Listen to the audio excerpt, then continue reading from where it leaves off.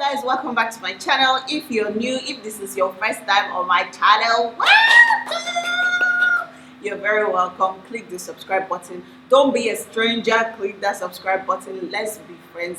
Join the VIP club. I am a Nigerian food and lifestyle blogger, and I'm called Sisiemi, and I make videos every week, at least twice a week. So come, you will enjoy it here. Click that subscribe button now. So a few weeks ago, I think about 2-3 weeks ago, I made a video with my friend Tommy. We were talking about marriage, and typically I don't talk about marriage on my channel, because I'm just like, I'm not just going to be that extra Nigerian woman talking about marriage, because it does look like we are obsessed with marriage, like we Nigerian women. That's how they make it seem, that we are obsessed with marriage. So I didn't just want to be that plus one again talking about marriage. But it was inevitable, like it's just part of our lives. We're married, and sometimes it's good to share tips and it's good to ask for advice and all of that. So we did a video on it, and it was a successful video. But of course, some of the comments were like, oh, Nigerian women and marriage, like this. You people go hand in hand, Nigerian women and marriage. So I was like, okay, can we just talk about it? Why are Nigerian women obsessed with marriage? Why does it look like we're crazy about marriage? So I would say that the lifetime, or is it lifeline of Nigerian woman, this is how it goes. You are born into a family, they give you education if they can afford it. If they can't, you learn a skill.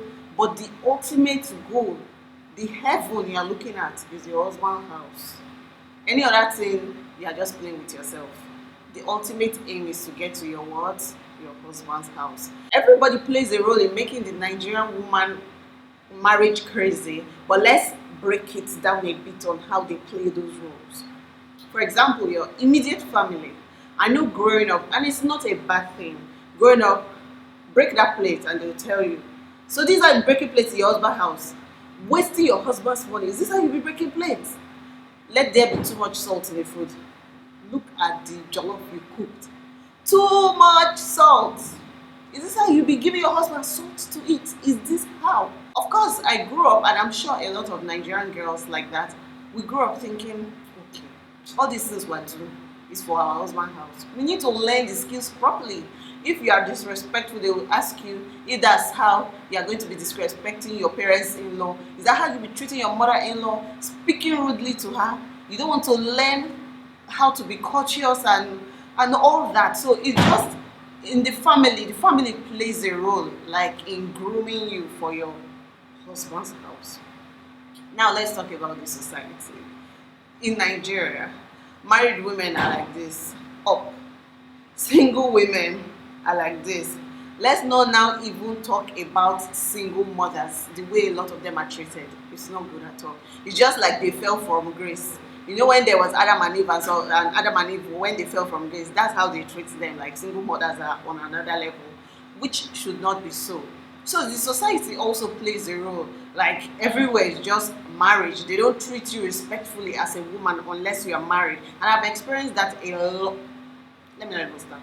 A lot of times. Sometimes I rant about it on Twitter, on Facebook, but it's what it is. If you are married and if you are not married, you will definitely see a difference if you're a woman living in Nigeria. It just looks like there's this respect you get immediately you wear that ring. You have that ring on your finger. It almost seems like it's that way. Like once you have that ring, that's the ultimate. Everywhere I go, they call me mama, just because of ring, and maybe because I'm carrying a baby. That two combination, bad girl. Like respect, you'll be mama. And then sometimes your friends, like peer pressure, that's society. But peer pressure, like your friends, crazy about getting married, that sometimes it looks like girls, they're not even thinking about, oh, why am I getting married? I should be marrying my best friend, somebody that we can do life together. Instead, they're like, man, how is my wedding going to be? The Ashwebi, we have to make it to Bella Niger. And Bella Niger is another person we're going to blame. Bella Niger is not a person. Bella Niger is a website. So we're going to blame Bella Niger too. Because when you flip through their Ashwebi Bellas, when you flip through Bella Niger weddings, your eyes will just be going ding, ding, ding, ding, ding, ding, ding. I know, because when I was planning my wedding, oh gosh, I slept on Bella Niger. I slept there, looking at the weddings, looking at beautiful colors, the hall decorations, the cakes, makeup artists, photographer. The wedding industry in Nigeria is the best. I feel it is the best. There's no wedding industry in the world that can top the Nigerian wedding industry because we're too much. Makeup on fleek, hair on fleek, wedding dress, designer, as in everybody will the wedding. Oh gaju, it's a gaju. I feel everybody plays a role one way or the other, and let's not talk about when you are like 24, you are still feeling like a baby girl. When you get to that 25, it suddenly begins to look like your friends have planned this thing before. Like suddenly they start getting married to even people you didn't know they were dating. You're like, what's happening? She is engaged. What's going on? You just see this like this on Instagram. Somebody just like, I said yes, and you're like, hey, my life. Nobody has even asked me a question, talk less of me saying yes. You start thinking about your life. By the time you are 26, you are already thinking, it doesn't matter. I'm a career woman. I do not care about this. When 27 and 28 begin to develop you, that's when you start seeing people start changing levels, start really going to church, become more religious, start going to their mosque or whatever. They become very religious, and it just looks like the clock is ticking. And sometimes I can't blame people or blame women, I mean, because I definitely felt that way. I got married, I think, when I was 29, 30, when I was about to hit 30. So, me, I could definitely feel the clock going ting, ting, ting, ting, ting. But what I was worried about was, having children. I was like, man, by the time somebody married by 30, when will I get my first child? When will my first child graduate from school? When will my child get married? When will I be a grandmother? When will I organize a wedding for my child? That was the thing that was in my own head, thinking about my child's wedding. So I was like, are you telling me I'll be 60 and my child has not yet gotten married? Like things like that in my head. And I feel that's something, I don't know if it's African women, but let me know if you think about things like that. So that's something I think about. So I was like, man, bros, time to go. What did it happen? We had dated a long time. We dated for about 9-10 years. So I was like, man, time is going. So either you want to marry or you don't want to marry. But I understood our situation, and at the right time it happened, and we won a wedding, and our wedding was fully sponsored, and we had a good time. So that was good for us. But I'm talking about like the everyday Nigerian woman that doesn't win a wedding. By that 29, Jesus, you don't want to see the tension they're under. Pressure from everywhere, pressure from church. In church, it becomes a prayer point, like it's just an automatic prayer point. When they're thinking about prayer for finance, prayer for singles that want to marry, serious prayer point. So it's difficult if you're a woman living in Nigeria and you are saying you are not feeling the pressure. It's going to be very hard. It's even difficult as a woman living alone, single. Do you guys know that it's difficult for a woman to rent a house alone? Like to rent a house, say you want to be independent woman, you have to go through a guy, like maybe go through your brother, tell your brother to help you rent the house, because a lot of landlords have this opinion that a single girl in your compound is just there for ashewo purposes, like men will just be driving in and out, and that's their opinion. So a lot of women lie, go through male friends, go through cousins, brothers, or whatever, to be able to get an apartment. And then a lot of them live with their parents and are just waiting, oh gosh, when will be this day that I will be free from this, do you understand, from this prison. Also, I feel Nigerian women, why they really, I'm not saying why we really aspire to marriages.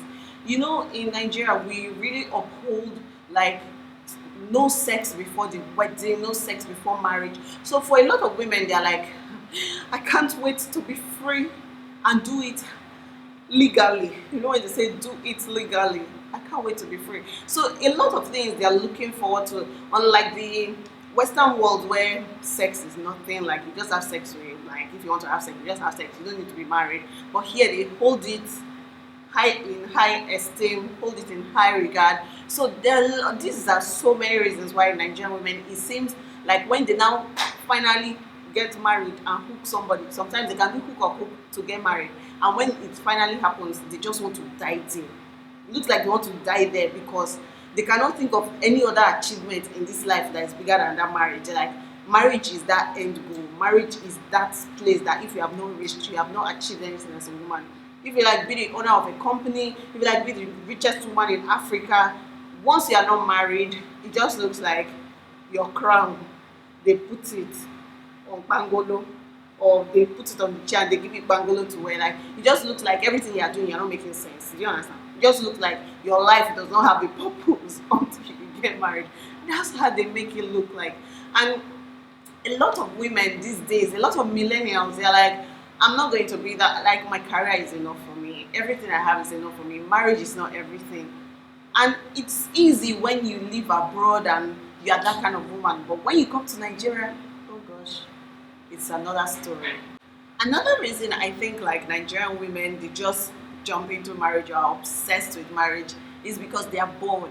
You know, when I was telling you about the lifeline, it looks like they've ticked all the boxes. They've gone to school, gotten an education, done BSc, they've done masters, they've done everything, and now the next step is marriage now. So they are bored. They are in their father's house thinking, "Fun now, what's in their phone?" And the next guy that says, "Oh baby," they are jumping. They're just jumping, and I feel some of them just get married because they are bored, and that is just they've put it in their head that marriage is the next thing. So anybody that comes now is marriage. I feel that's what happens, and that's another reason why it looks like they are crazy, marriage crazy, because they are bored and there's nothing else to do in life again, no other ambition. It looks like there's no other ambition. That's for some of them, or not. I'm not generalizing. For some of them, there's no other ambition. The only ambition is to aspire to get married, become a Mrs. Somebody, and that is the ultimate achievement. So I feel because of the way our families, our society, peer pressure talks about marriage and grooms Nigerian women for marriage, it makes a lot of the Nigerian men think that marriage is this gift that they give to a woman. So, which is why a lot of them tend to misbehave. I've seen a lot of them misbehaving, and they're always acting like I'm a man. Like you need me. Like if you cannot, if you are not associated with me, you won't get your respect and you won't be treated well.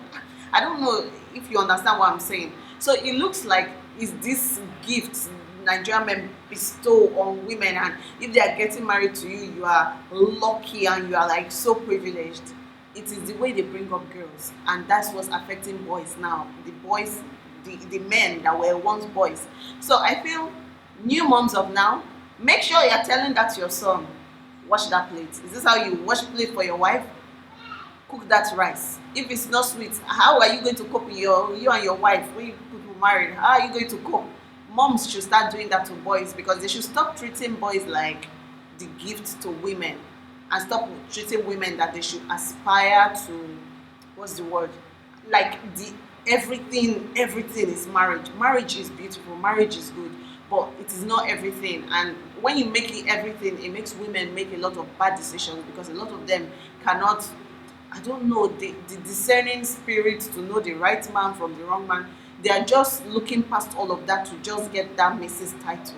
So I think everything is a cycle. It affects everybody.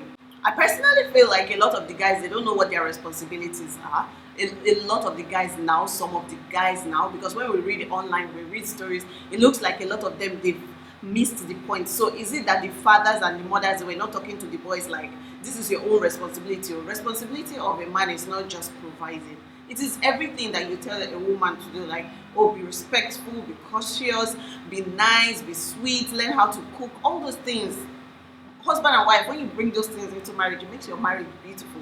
So marriage, we should stop treating marriage in Nigeria like it's all about the woman and it is the woman's work to make it work. It is your role as a woman to make it work, not thinking about what the rubbish that your husband is doing. So I think everything affects everything. Everything affects everything. So I hope with a few points of mine, I've managed to convince you and not confuse you that it's not like Nigerian women who are obsessed with marriage. It is the society that created this thing.